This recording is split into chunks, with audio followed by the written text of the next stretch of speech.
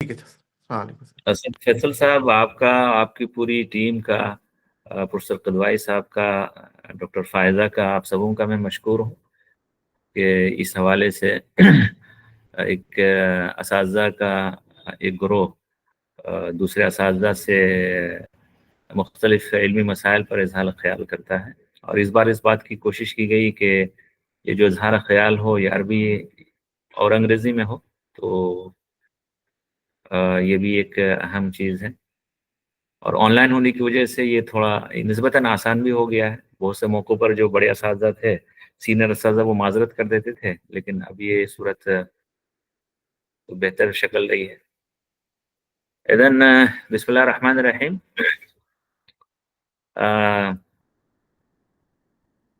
I extend my deep gratitude to the organizers for such a meet that's providing the academia with a learned platform for interactions on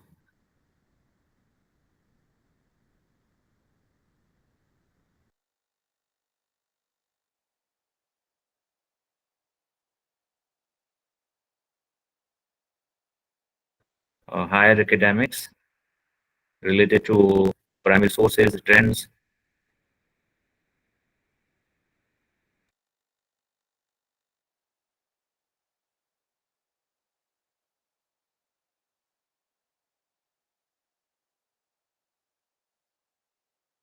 literature cutting across cultures,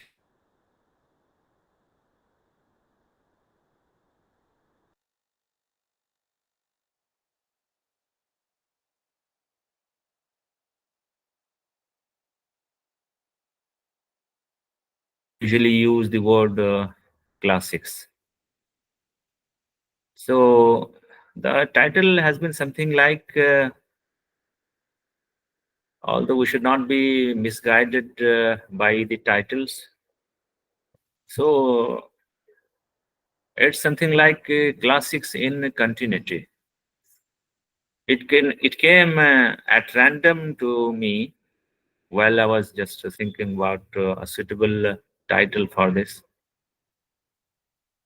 Classics in continuity. So when we say classics, what do you mean by this? That's the first thing to deliberate upon.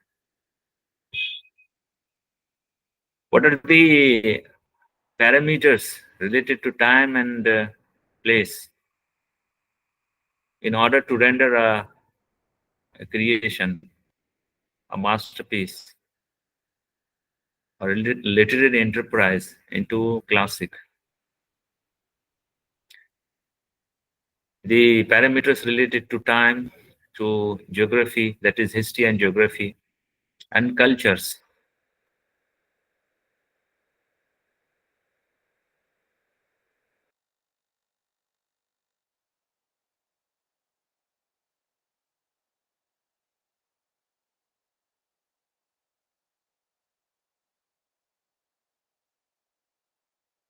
Language.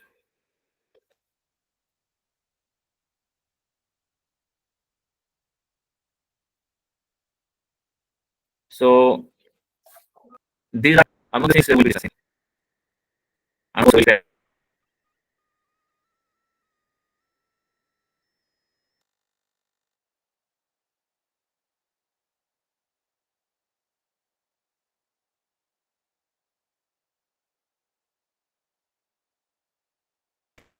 using the presentation form for the deliberations.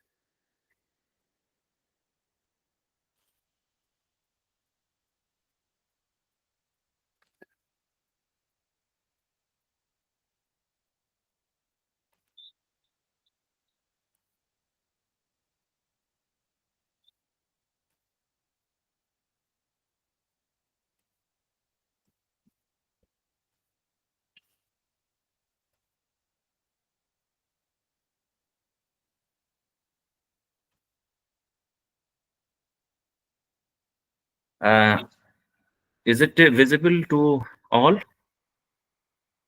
Yes, sir. Yes. Okay, thank you very Yes, much. sir. Yes, sir. So we have to summarize many things related to the very idea of the classics, classical and classics, and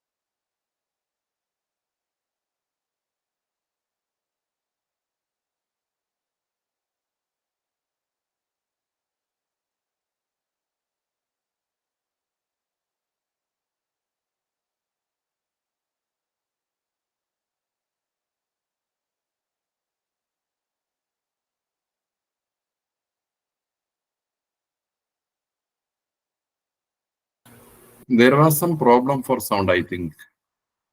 Ajmal bhai? Yes. Yes. There is a problem in the voice. There is no sound. There is no sound.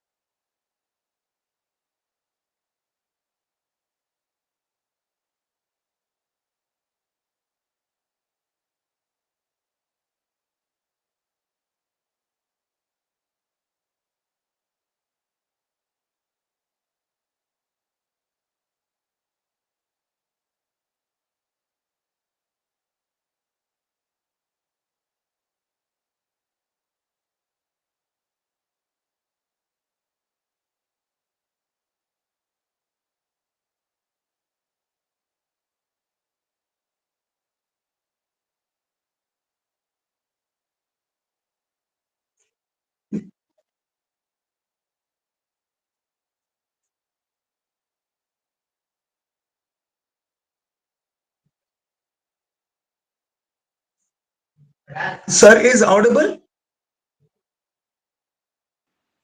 Sir, yes, sir, yes, sir.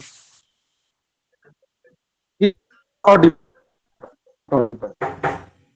No, no, not audible. Yes.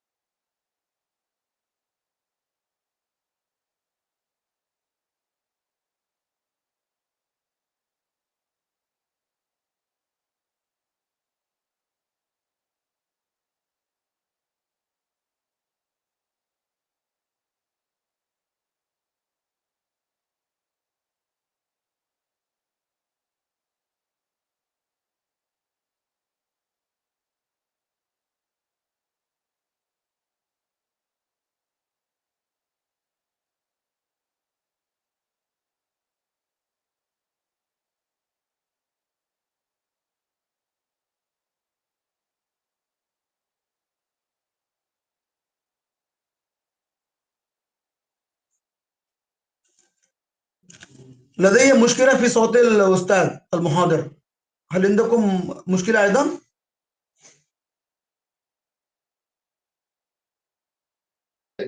لا نستطيع أن نسمع لا نستطيع أيضا. أنتم تسمعون؟ لا نسمع. لا لا لا لا لا نسمع تماما. لعل هناك انقطاع الخط للاستاذ، انه خرج من المنصه كما اعتقد، لانه اذا لا يبدو في الشاشه، على الشاشه لا، غير موجود هو.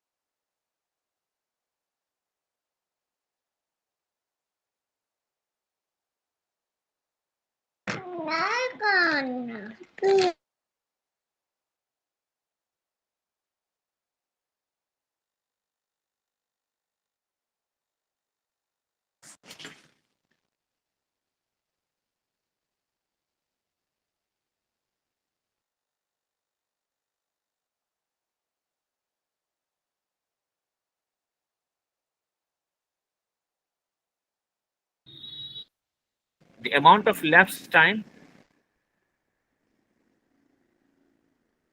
Yes, sir. The amount of lapse time. अभी जो गुफ्तगू मैं कर रहा था, क्या चीजें रह गई इसमें? क्योंकि मुझे पता है. Sir, since the very beginning, sir. Since the very beginning. Yes, sir. Yes, we didn't listen anything. अरे ये कैसे? Yeah, it was disconnected. अरे अभी सुनाई दे रहा था. The initial words, but just we heard, and after that it was disconnected, sir. अजीब सी बात है. Yeah. अभी देख रहे हैं दोस्त. मैंने तो अच्छी खासी पूरी जो नजरियाती जो थ्योरेटिकल पूरा हिस्सा है उसको हम कवर कर चुके थे. That we discussed, sir. Each other we discussed. We and Dr. Fadlullah Sharif, we discussed that. I think that sir is continuously speaking, but we do not hear, and you were not being also visible here in on the screen. I just only I connected to Asad Farooqi Sahab and tell him, sir is not available. available. Very sorry, sir. नहीं कोई बात नहीं. अभी मैं करता हूँ दोबारा. लेकिन इसमें जितनी गुफ्तगू हो चुकी है, मैं बिल्कुल नॉर्मल अंदाज से गुफ्तगू कर रहा था. जी. तो we missed a lot. अरे नहीं. चलिए मैं उसके I'll be summarizing it. Yeah, please, sir. Thank you so much, sir.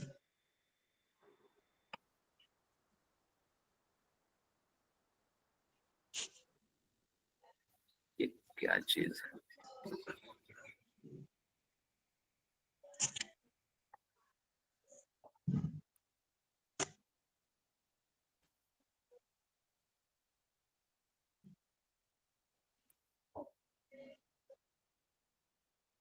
अब ये नजर आ रहा है? Yeah, sir. It is visible. Yes, sir. But I have already talked about the narrative, the polyglossia, the trajectory, essentialism, the concept of good, bad, and evil, geopolitics, concepts of pre, post, and post, universalization and localization, and the post aesthetics and politics. तो इसमें से कुछ भी फिर सामने नहीं आया था? Nothing, sir. Well, I'm really sorry. But again, it means that I have to sum up again. I have to sum up. Okay, so is it now visible? Am I audible? Yeah, sir. Yes, audible. Okay. If it is interrupted, I would like to be informed. Okay. अगर इसमें कुछ ऐसा होता है तो आप बता दीजिएगा, ठीक है? ताकि ये चीज ना हो. Sure, inshallah. Thank you. So we're talking about first the concept of narrative. What is narrative? A sard. Narrative is a sard. Now the thing is that when you're talking about language, the language discourse, the literary discourse, we have the thing that is subject of narration. That is al-ma'na. Al-ma'na, or simply the meaning. The meaning that is given birth by society via a number of factors related to history, related to geography. So any narrative in any language, any literary discourse in any language of the world is having it presenting itself in an entity, and this entity is known as narrative. This narrative has two aspects. These two aspects are known as al-ma'na and al-mabna in Arabic parlances. The subject of deliberation or the cognitive unit. You have the cognitive unit and you have the expressive unit. The cognition and expression. So the cognition coupled with expression, or the expression coupled with cognition, do form the domain of narrative. This narrative, when found in classics, it defies the barriers of time and barriers of place. So sometimes we have the historical barriers, sometimes we have the geographical barriers. Historical barriers means things related to the Middle Ages as quite different or a little bit different from the things related to what we call as prehistoric period, or how modern is different from postmodern. So these are the barriers of time. So modern things would be outplaced, outsmarted, sometimes modified, revisited in postmodern parlances. So that would be the time barrier. The barriers of place related, or geography, things related to a particular segment of geography, particular geography, like the narrative related to Asia as different from the narrative related to Africa, and the narrative of Africa different from the narratives of America or Europe. So the derivatives of or the factors of time and place would be formulating the thing that we call the narrative. If they defy the narrowly defined it or sectarian concepts of time and place, then they won't be called classic or the classics. In order to be classics, it must have greater portions of greater segments of what's known as sabit, because the narrative would be comprising of sabit as well as al-mutahawwil. So if the sabit aspect is predominant, it would be classical. This classical domain, while seen in the domain of language or the expressive domain, will be having one very peculiar thing, that is polyglossia, that is multiplicity of language. Even if there is one language or classics in one language, for example, the Greek classics, the Latin classics, the Arabic classics, or the classics, or the modern or postmodern classics, it cannot be conceived to be free from the polyglossia, multiplicity of language. In Arabic, we have so many words from Greek, from Ethiopian, sometimes from the Sanskrit. Latin language has so many words from Arabic.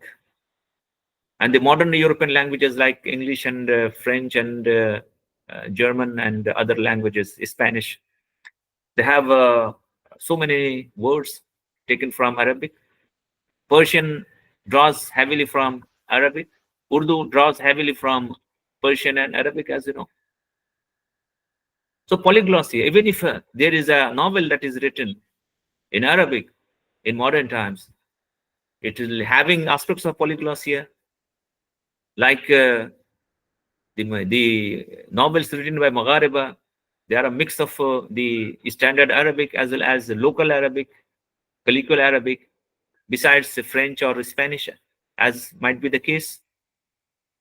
So the polyglossia is a predominant aspect of the classics. So here we'll be having the trajectory. The trajectory that will be having the sabit, the things that hardly undergo any change, alongside the aspects that are pragmatic in nature. So both the eternal or universal or human alongside the pragmatic, this forms the trajectory. In this domain of trajectory, classical means this domain of or the chunk of or the ratio of essentials is greater than the ratio of things that change. So the essentials in terms of the cognitives,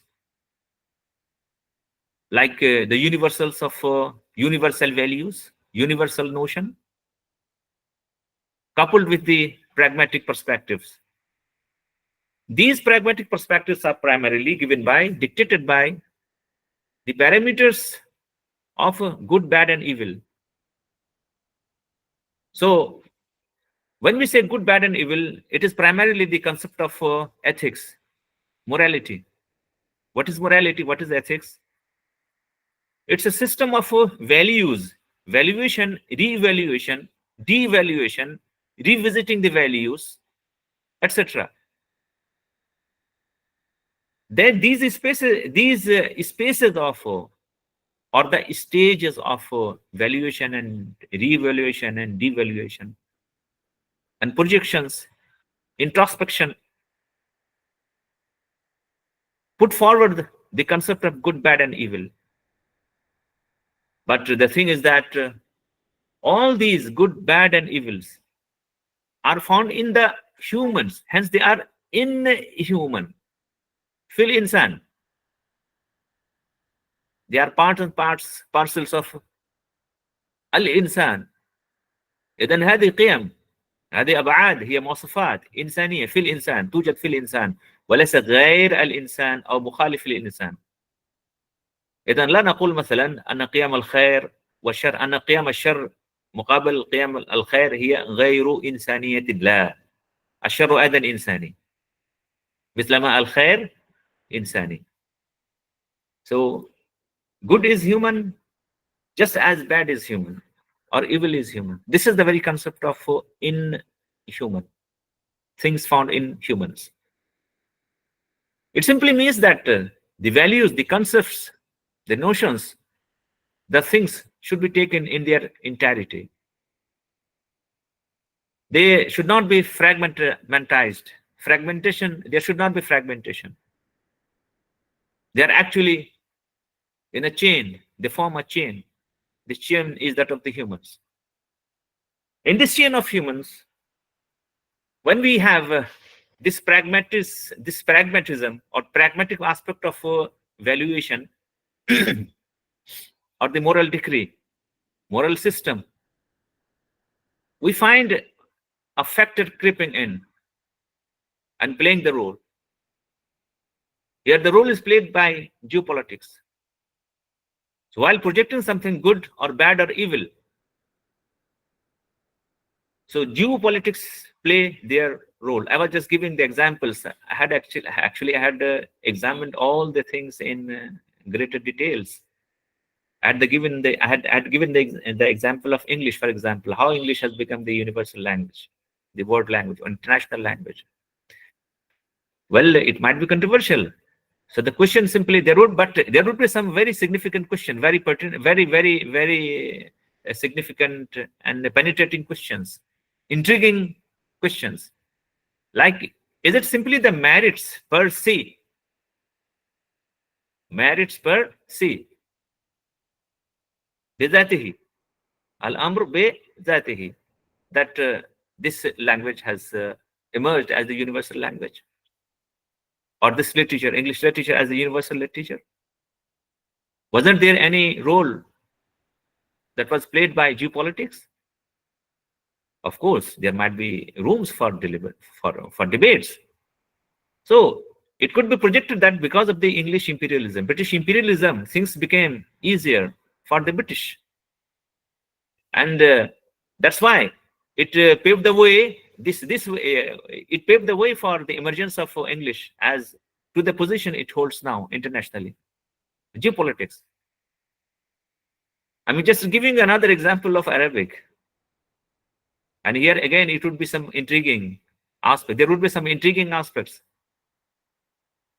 One might simply ask, Arabic was the language of Arabia, Arabian peoples, limited to the Arabian Peninsula. With the emergence of Islam, it became the language of, say, Asia, Africa, and was extended to some segments of Europe in Andalusia, etc.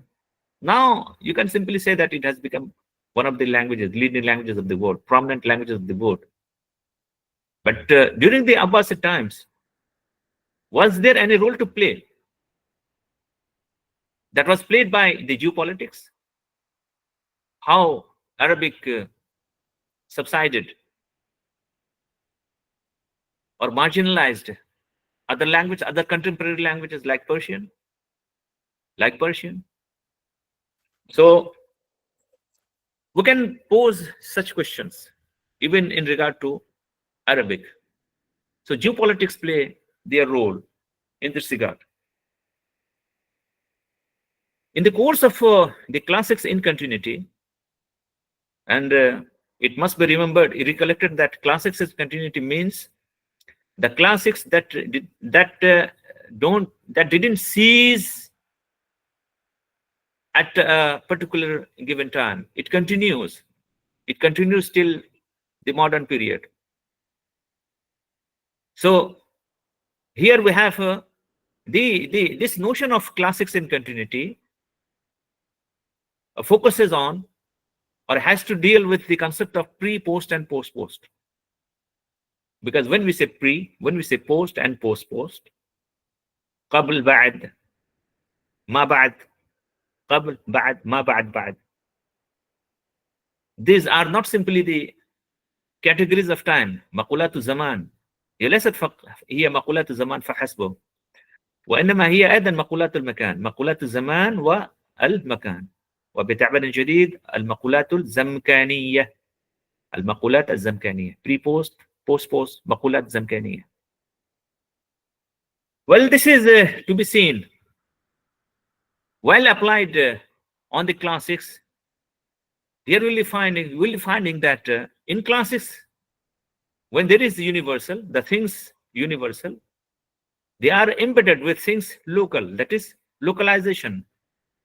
So the classics are actually a good combination of universalization and localization. These perceptions, these things are deliberated upon while discussing the discourse of the classics in postmodern parameters. And these modern and postmodern parameters have been constructed, reconstructed, and deconstructed by many authors, many manipulators in Europe, like John Dewey, Michel Foucault, Charles Sanders Peirce, Ludwig Wittgenstein, T.S. Eliot, Jacques Derrida, etc. Here, one aspect that we are discussing, I had discussed in greater elaborations, in greater details, was how the questions of aesthetics are sometimes determined by politics. يعني إن أساسيات إن قيم إن أحكام الجمال، هذا شيء جميل، هذا قبيح، هذا أحسن، هذا أجمل، هي أحكام لا تخلو، هذه الأحكام لا تخلو من المقاربات السياسية. فحتى الأحكام الجمالية لا تخلو من التدخلات السياسية. Defining, we can hardly divorce aesthetics from the politics. So all these things were related as to, they constituted this discourse, the discourse related to classics in continuity. So when we say classics in continuity, the parameter is primarily the thought, the primary thought is that in the world history, in the world languages, in the classics of the world, we have certain creations that defy the barriers of time. And when they are defying the barriers of time, it is like the concept of pre, post, and post, concept of good, bad, and evil to constitute the inhuman. This episode, this discourse is reinforced. So there is primarily, let's have some of these examples. After that, we'll be having some discussions. In the Western classics, Homer or Dante's Divine Comedy, or in the Spanish classics like Miguel de Cervantes Saavedra's Don Quixote, Cantar del Musid, Chanson de Guillaume, Chanson de Roland, Chanson de Geste, etc. We have talked about, we have some hint, there were some deliberations about these things in the past lecture. The Eastern classics like the classics of Gilgamesh, Qissatu Gilgamesh, including the Indian classics like Mahabharata, Jatak Gathas, Ramayana, Panchatantra, etc. Coupled with Hazar Afsana, Alf Layla wa Layla, Kalila wa Dimna, Maqamat, Manamat, Risalat Qufran, Hayy ibn Yaqdan of Ibn Tufail, Shahnama of Firdausi, Masnawi Ma'nawi of Maulana Jalaluddin Rumi, Sindbad Nama, Tuti Nama, Qisse Chahar Darwish, Bago Bahar, Hamza Nama, Dastan Hamza, Javed Nama of Iqbal, and all that. When we recollect these classics, it's not that these classics were for a given time or for a given place. That's why they have defined these parameters, which some time ago were classified as pre, post, and post in different categories. But now, since this projection of the classics as something define the barriers of time and place, that we simply doing away with the concept of pre, post, and post. So I think we don't have enough amount of time for discussing these things, and of course the details are not to be discussed. What I just wanted to deliberate upon is that all these classics which are found, which are inherited by the humanity now in different languages,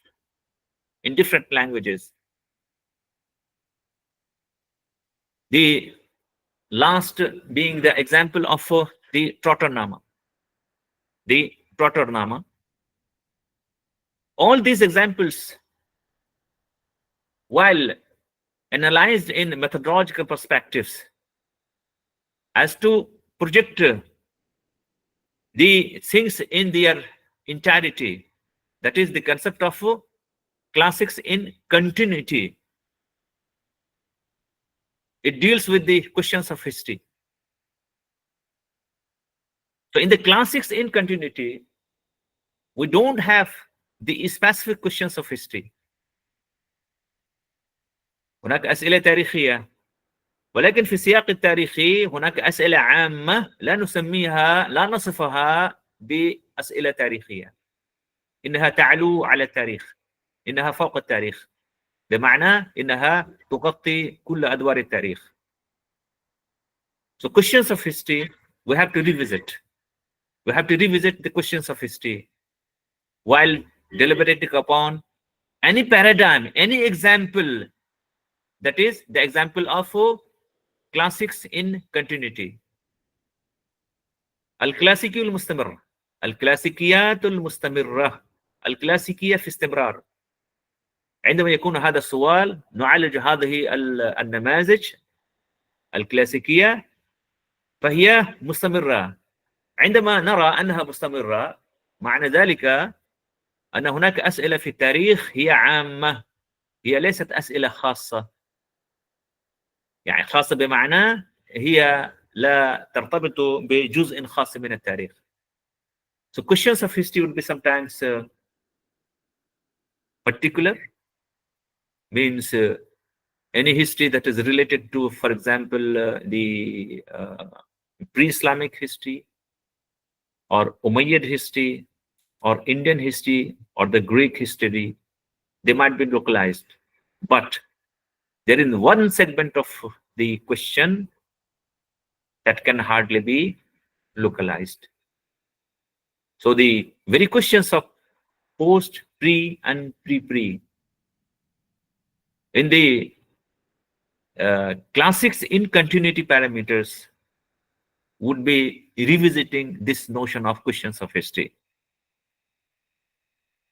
Now the question of geography. Question of geography. We say Western classics or say Eastern classics.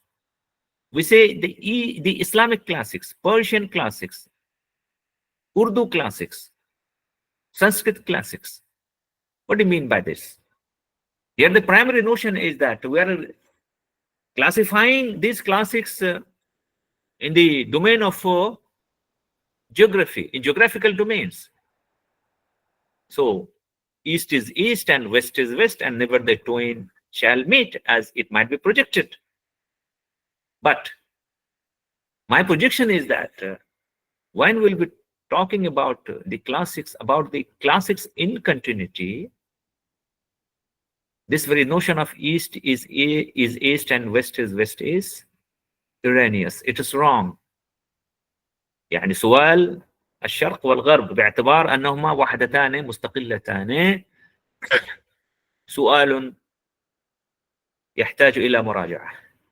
هناك ضرورة إعادة النظر في هذا السؤال في سياق الكلاسيكيات المستمرة. في سياق الكلاسيكيات المستمرة قضايا الاستشراق والاستغراب تتباعد بعضها ببعض، تتقارب في تقارب وتباعد على السواء. Very questions of projections for Orientalism as different from Occidentalism are to be revisited.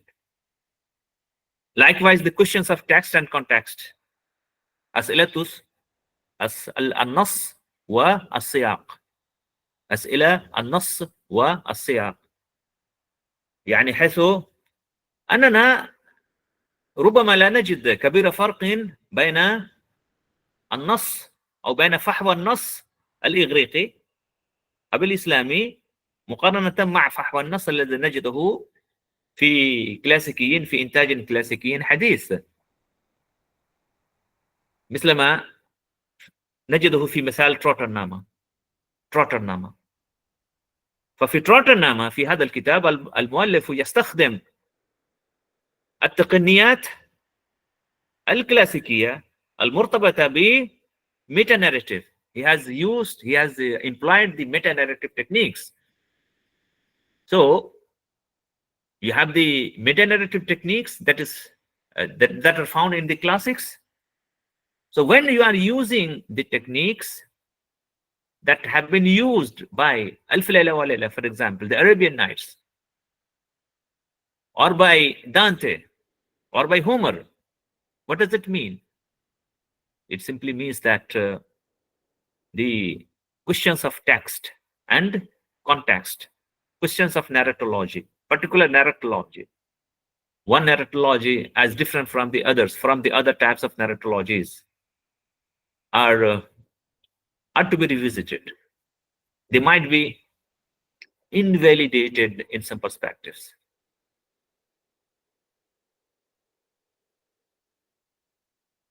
مقارنة مع التحليل والاستنتاج. ما هو الاستنتاج؟ الاستنتاج هو the conclusion here is that الاستنتاج هو أن ما نقول أنه كلاسيكي هذه الكلاسيكيات. مثلا هذا المثل موجود في الفارسية وفي العربية وفي الأردوية، وقد تم نقله إلى أذن الإنجليزية وأذن توتناما وشاهناما، وابن طفيل في كتاب حي بن يقظان وكيف كان أثر هذا الكتاب في أوروبا، ودانتي وتأثره بالإسلام وغير ذلك. يعني كل هذه الأمثلة هزار أفصان، ألف ليلة وليلة، كليلة ودمنة، مقامات، منامات، رسالة غفران, all these, Sindbadnama, Tutinama, means these classics that are found in major languages of the world, primarily in our context. It's in European languages as well as in Arabic and some Eastern languages. So all these just what we can infer in analysis, it is like the analysis is that if these classics are not outdated by the vicissitudes of time, they are not outsmarted, they are not subdued by the vicissitudes of time and place, means these classics are still valid in modern parlances, even if we live in modern rather the postmodern world. It simply means, in my analysis, is that there is the classic, or the classic, there are the classics that defy the segmentations of or the fragmentations based on time and place. Hence, they differ the very notions of pre-post and post-post. Hence, they are the classics in continuity. That sort of discourse could be formed or augmented while going through the books written on the discourse of classicism, modernism, postmodernism, and post-modernism, because this is a grand narrative. The grand narrative that we find is spread over the entire humanity in a diversity of cultures, languages, religions, religious discourses, etc. There's one segment that goes beyond that, because it addresses the human, the inhuman, fil insan, in parlances of text, context, etc. So I think here I should pause and let the learned colleagues interact with the very discourse concerning the discourse. هناك أتوقف وأترك المجال للسادة الأساتذة لإبداء رأيهم أو آرائهم أو أي نوع من الملاحظات. بارك الله فيكم.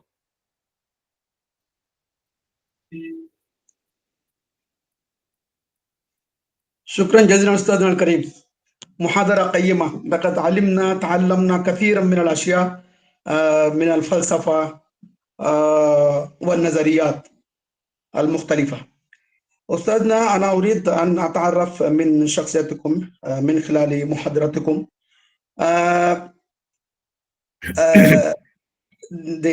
What is called this Aristotle.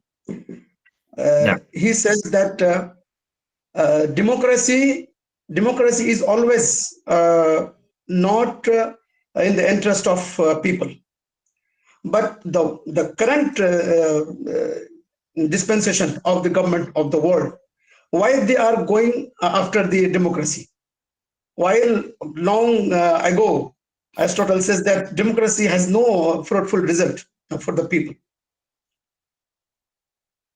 Yes, I think we should be addressing this question or this idea within the parameters of history of thoughts evolving in the due course of history.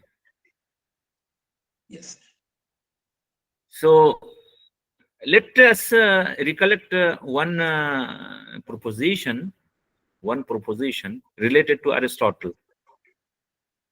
It is said that the modern projections, the modern philosophies are nothing but footnotes on the philosophy of Aristotle. So Aristotle still rules the world. Yes. That's again another point that augments our notion that is classics in continuity. Yes, sir. Classics in continuity. Well, whether and again, let's relate this question with the greater parameters of our broad lecture. That is the geopolitics of language, literature, and values. Geopolitics of language, literature, and values. Because we have seen that the languages, the literatures, the society, the narratives, literary narratives that are found in a particular society, they are determined, if not dictated, they are determined by the geopolitics. Now, when it was said that,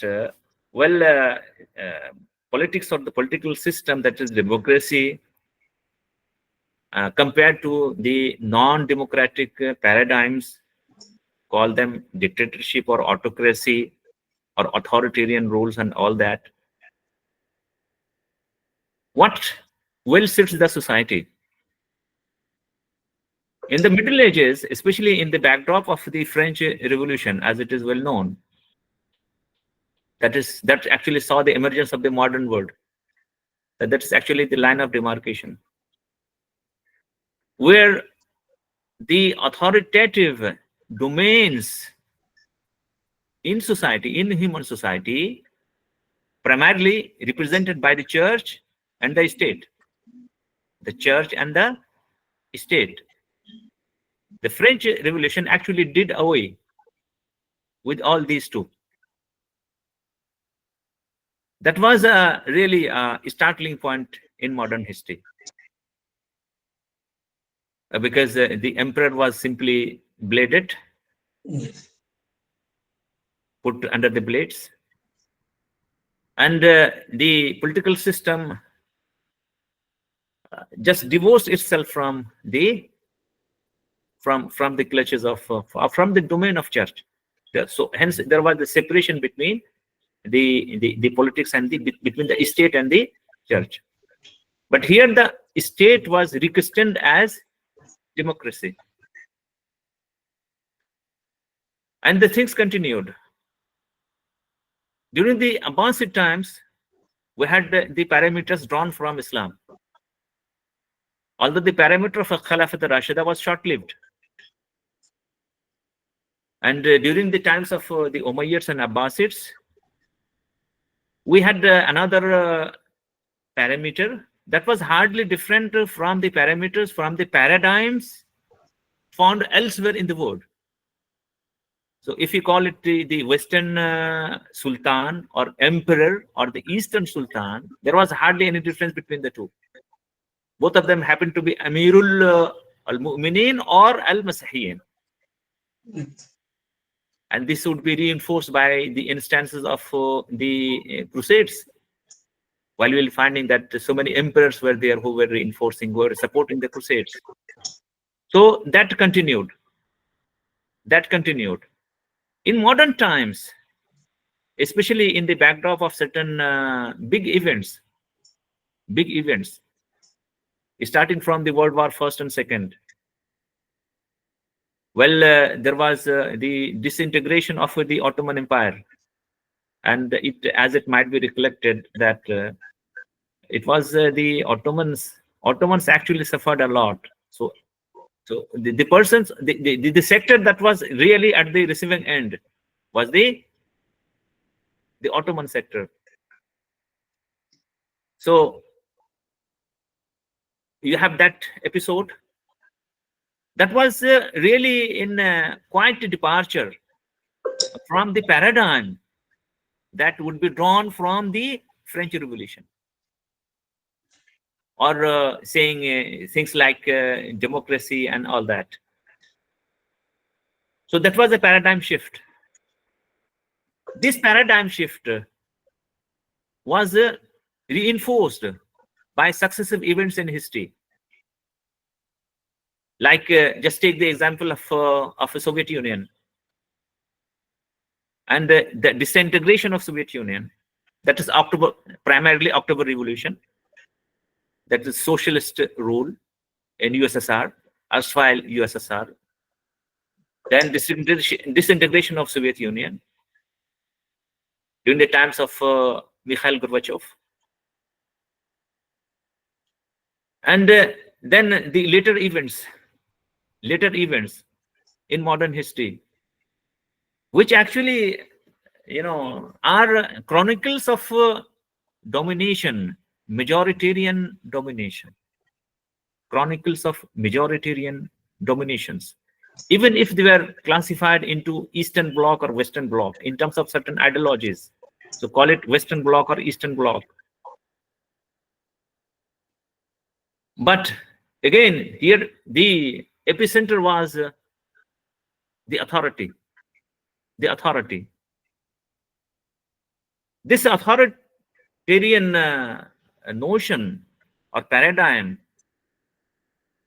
was alive. It was there, it remained there, sometimes weakened, sometimes reinforced by the vicissitudes of time. In modern days, what we actually find is that the humanity is finding, the humanity has started searching its original roots in terms of a particular notion of history and origin. Like the Greeks, they'll be defining themselves or redefining themselves in terms of their association with things Greek, origin as Greek. Indians, in terms of the Indian origins. Americans, in terms of the American identity. And all these other, denominations. So here the nationalism or the, things national have been associated with the notions of ethnicity, language and ethnicity. Sometimes not language alone, rather ethnicity. Just take the example of the Arabian peoples, Arab world. Despite the fact that all are claiming, all might be categorized as the Arabs, but you'll be finding the things are based on the geographical and ethnic denominations, differences, like the Syrian Arabs, Arabs of Syria, Arabs of Egypt, Arabs of Mesopotamia, Arabs of other places. That's why you don't have one Arab nationalism. You have so many Arab nationalisms. So the modern world has started searching, resorting to its roots.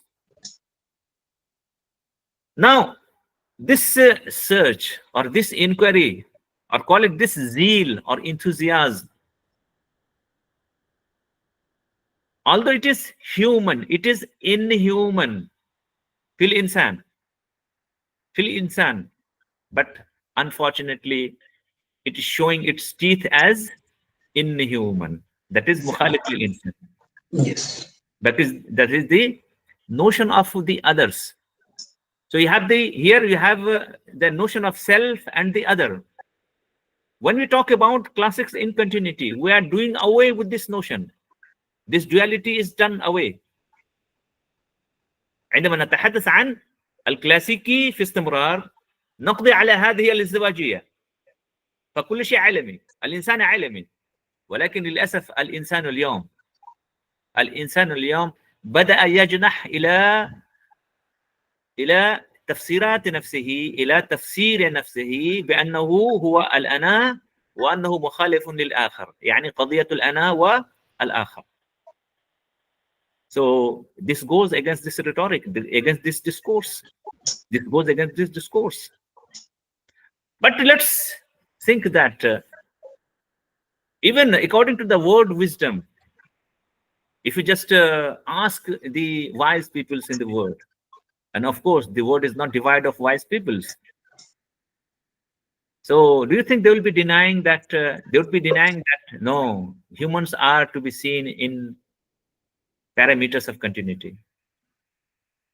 And that sectarian divide, if you call it the sectarian divide, that is me in contrast of or against he or they, al-ana wal-akhar, the othering process. In English, it is known as the othering logic and othering process.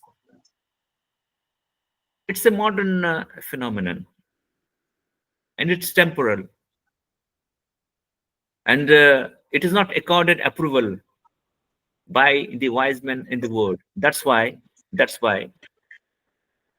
whenever and wherever there are logics or discourses or rhetorics of going to the origin, going to the origin by the way of othering, by the process of othering, by the othering process.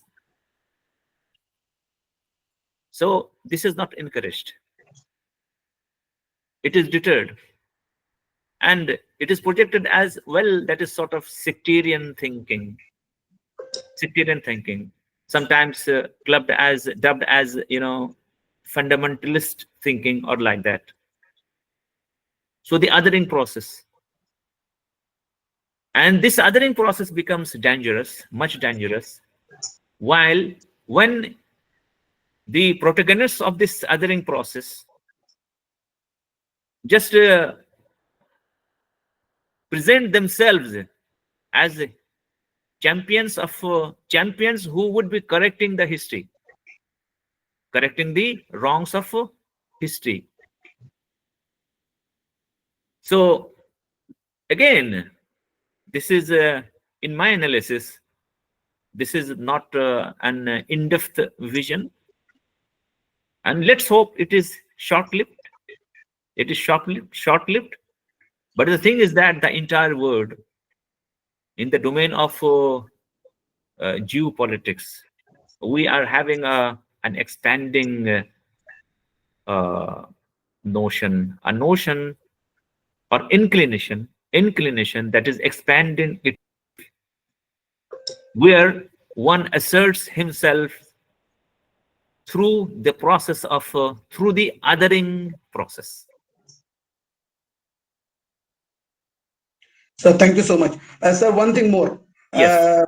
In the 19th century, in the early 19th century, the most of the poets and most of the scholars and philosophers ponder into existentialism. Among them is Nietzsche. Nietzsche is also Allama Iqbal is influenced by Nietzsche. Yes. Allama Iqbal talks about selfhood, khudi, and Nietzsche is talking about God is dead. God is dead. There is no God in the society. So in this existentialism, how we can put the idea of Allama Iqbal and Nietzsche as both the scholars, philosophers, come together in addressing the existentialism. Well, let us. I won't be saying let me. Rather, let us deliberate on this issue again from the perspectives we have deliberated upon in this lecture. Well, when classics are seen in the process in continuity, when we'll be having this projection that is classics in continuity. So here we'll be projecting the trajectory of ideas inherited by the humankind in a particular line, in a line that is drawn from top to the bottom. So this is the line. In this line, in the domain of higher thinking, especially if they are related to ontology, ontological questions, philosophical questions, like philosophical questions of being and nothingness, al-wujud wal-adam, al-wujud wal-adam, al-qadaya al-falsafiyya, qadaya أو علم الوجود, ontology. So it constitutes the higher domain of thought. This higher domain of thought is has been deliberated upon in all the cultures of the world, whether the Western culture, in Hellenistic times, in Greco-Roman times, or in Islamic period, or post-Islamic period, in Eastern philosophies, in Indian philosophies, etc. It has been pondered about. قضايا الوجود والعدم. In the context of existentialism, the primary projection was that when we are discussing wujud, when we are discussing the human's existence, we hardly do justice to both the domains. There are two domains of human existence. First is the domain of al-mahiyya, and the second is the domain of al-wujud. Al-wujud wa al-mahiyya, existence and essence. The earlier philosophers had focused on defining humans as focused on this notion of this aspect of essence. يعني الفلسفات القديمة تركز على تعريف الإنسان في سياق ماهيته، ماهية الإنسان، يعني السياق الروحي، السياق الجوهري، essence، الجوهر. أما الوجود فهو عرض، existence. Now the existential philosophers said that all the philosophers, right from Aristotle, Plato to Aristotle and all that, or the German philosophers, they have been primarily concerned with the human in the essence parameters. ما هي؟ هم يهتموا بقضايا الماهية أكثر من قضايا الوجود. والماهية شيء خيالي. الماهية شيء خيالي، يعني جوهر الإنسان. هبت إليك من المحل الأرفع ورخاء ذات تعزز وتمنع، هذا ما أشار إليه ابن سينا. صحيح؟ يعني هذا هو الجانب. هؤلاء جان بول سارتر وآخرون، أدمون هيوسرل وأيضا نيتشه، على أن نيتشه في الحقيقة لا ينضم إلى المدارس الوجودية المعروفة. هو من بين الشخصيات التي استفاد منها الوجوديون. نيتشه, primarily you have two schools of existentialism.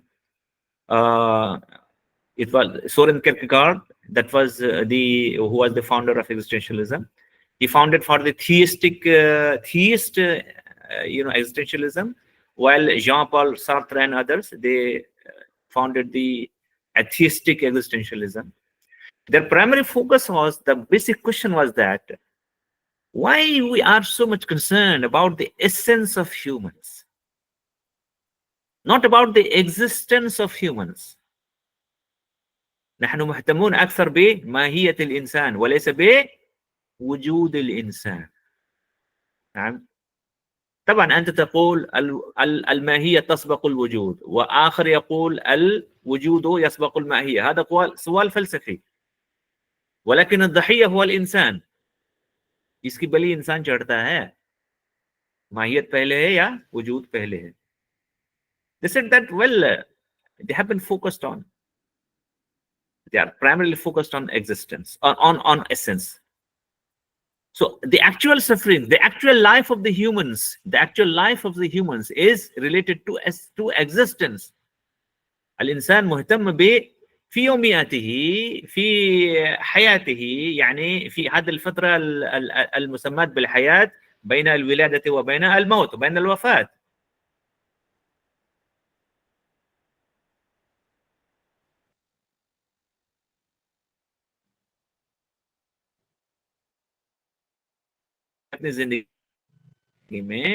That's why they focused on this. Okay. بتعبير آخر، الفلسفة كانت خيالية، فلسفة الإنسان كانت خيالية، كانت ماهيوية، والفلسفة الوجودية حولت هذه الفلسفة إلى وجودية مرتبطة بالوجود أكثر. نعم، هذا هو. انظروا، هناك هذه القضية. there is one thing that is very significant. The existentialist philosophers, aside this philosophical debate, focused on one thing related to existence. That is, all the creativities we have, all the things we can do in our life, it is related to our will, to our creativity, to ourselves. To ourselves. That is the concept of self, creativity, ego. Self, creativity, ego. This was primarily. So anything you do, it is done because of you. As a human, as an existence, not as an essence. So here they simply said that, well, this mahiya is to be discouraged. Wujud is to be encouraged. When mahiya is discouraged, you'll be finding no place for supernatural powers. Here the supernatural domain is negligible. There's no room there. That's why Nietzsche said what he said. Although he was a Sufi, if you say spiritualist, and Iqbal was very much, he has praised him. Iqbal ने Nietzsche की बड़ी तारीफ की है. इकबाल ने और भी लोगों की तारीफ की है, लेनिन की तारीफ की है, नीस पैगंबर वाले की दरबगल दारत किताब है ना, बहुत ही खूबसूरत शेर है उनका. So here the focal point was creativity. So in the thought of Iqbal, for example, how we can posit Iqbal in the parameters, in these parameters. Okay, it is because of the concept of ana, concept of khudi. إقبال في الحقيقة يركز على القوة الخلاقة للأنا إلى درجة مريعة، حيث أنه يقول يعني في شعره الفارسي: تشبع فريدي شرغا فريدم سفالا فريدي أياغا فريدم. يعني في هذا السياق يعني ألا يبدو أن إقبال في الحقيقة يعني يقرب الإنسان إلى شيء خارق. يعني لا نقول أنه يؤله الإنسان، لا نقول أنه يؤله الإنسان. खुदी को कर बुलंद इतना कि हर तकदीर से पहले खुदा बंदे से खुद पूछे बता तेरी रजा क्या है. Things like that. So this creativity, this ego, khudi be khudi, in the greater philosophical parallelism, that's why Iqbal is posited over here. Although Iqbal was, of course, he was a theist, he was a staunch believer in Islam. But again, that could be posited within the parameters of existentialism proper. Existentialism proper में भी इसको रखा जा सकता है, वो इस हवाले से कि इसके जो मकते फिक्र हैं इसके, the primary domain of existentialism, existentialist schools, we have two schools, that is the theist school and the atheist school. The founder was theist. Rather, Soren Kierkegaard was a priest. He was a priest. He was a churchman. So this is because of this. And this again, now the thing is that in the course of existentialism, right from the Greek philosophers means man, know thyself. يعرف نفسك. ये अफलातून का मकूला है. फिर ये मकूला हज़रत अली की तरफ मंसूब किया जाता है, इसको छोड़िए आप.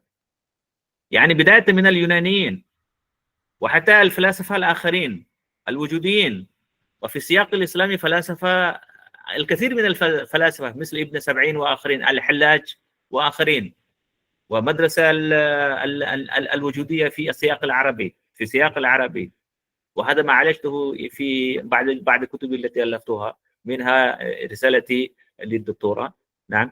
فهذا ومثلا يعني إقبال وحتى سهروردي الشهير، والسبزواري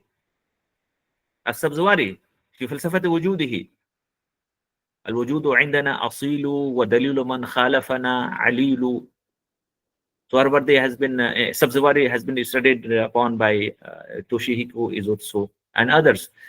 So the thing is that, even this has a trajectory, a classical trajectory. So I can say this is again one example of classics in continuity. हम जिस classics in continuity की बात कर रहे थे, उसकी मिसाल के तौर पर हम ये भी ला सकते हैं. असल में देखिए दुनिया में जितने भी बड़े थॉट स्ट्रीम्स हैं वो सब क्लास 6 इनकंटिन्यूटी की मिसालें हैं, और बाकी उसमें कुछ सवालात फिर रह जाते हैं. Then again we will be having some examples, some questions, some big questions, some troubling questions. These questions will be troubling you if you think in some specific parameters like juristic parameters. फिक़ही ज़ाविये से अगर आप कुछ मसाइल पर गुफ्तगू करें, إذا ما تحدث في بعض القضايا من وجهة نظر فقهية فطبعا يعني السؤال يكون محرجا، السؤال يكون محرجا. يعني مثل ما نجد العديد من الأشياء لدى الصوفية مثلا التي لا تفسر من وجهة نظر شرعية. बहुत सी चीजें खुद हमारे कल्चर में है, हमारी सभ्यता में है, उनको आप स्ट्रेट फॉरवर्ड, आप स्ट्रेट जैकेट आप नहीं कर सकते हैं, आप इंटरप्रिटेशन नहीं कर सकते हैं. ماذا تقولون عن شطحات الصوفية؟ كيف تفسرون؟ سؤال عجيب. نعم.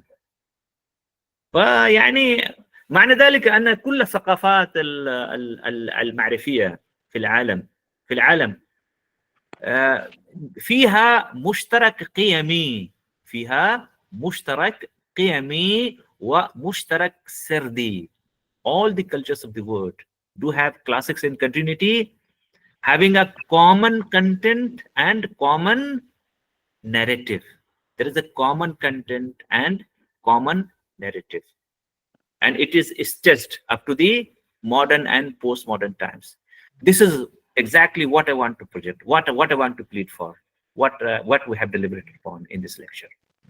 सर टाइम हो गया है सर. जी जी, thank you so much sir. Thank you sir. शुरू में 15-20 मिनट ऐसी है उसमें. चलिए जी. That is why I felt that we are missing a lot of things from you. That is why we talk to each other. जी. Thank you sir. बहुत बहुत शुक्रिया सर कि आपने इस अहम लेक्चर को पेश किया सर. आपका बहुत बहुत शुक्रिया सर. बेहद शुक्रिया सर, आपके लेक्चर से बहुत फायदा हासिल किया. मैं इंशाल्लाह आपसे मुलाकात करूँ. इंशाल्लाह. Thank you very much. Thank you all. जज़ाकल्लाह. अस्सलाम वालेकुम.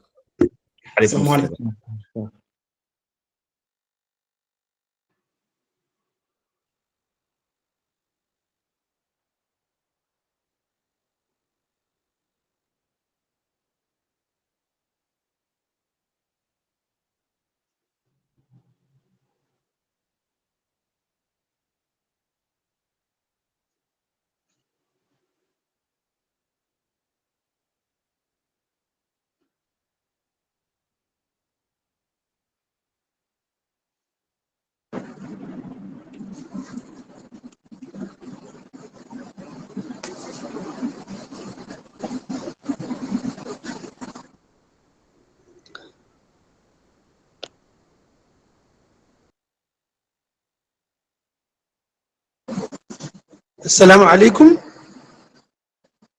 وعليكم السلام ورحمة الله وبركاته. بارك الله فيكم.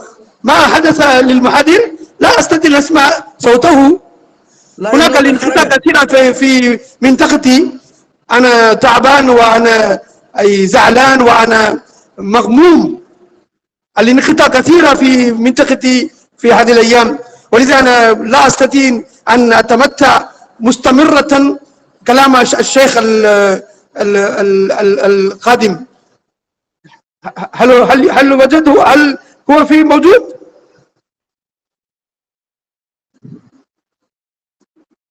الشيخ موجود؟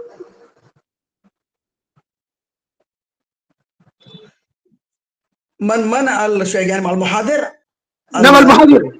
لا قد خرج. أي انتهت المحاضرة؟ أي انتهت. نعم.